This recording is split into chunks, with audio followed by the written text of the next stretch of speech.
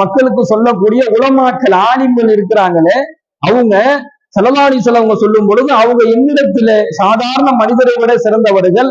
அவங்க இந்த மார்க்கத்தை கற்றுக் கொடுப்பதன் மூலமாக, மார்க்க விஷயங்களை இந்த மக்களிடத்துல கொண்டு போய் சேர்ப்பதன் மூலமாக, இந்த மார்க்கத்திற்காக வேண்டி அந்த மார்க்கத்தை மக்களிடத்துல கொண்டு போய் சேர்ப்பதற்காக வேண்டி அவர்கள் செய்யக்கூடிய அந்த தியாகத்தின் மூலமாக அல்லாஹ் அவர்களுக்கு என்னென்ன சிறப்புகளை வழங்குறான் அப்படின்னு சொன்னா, ஒண்ணு, மலக்குகள் அவர்களுக்காக வேண்டி துஆ செய்கின்றார்கள்.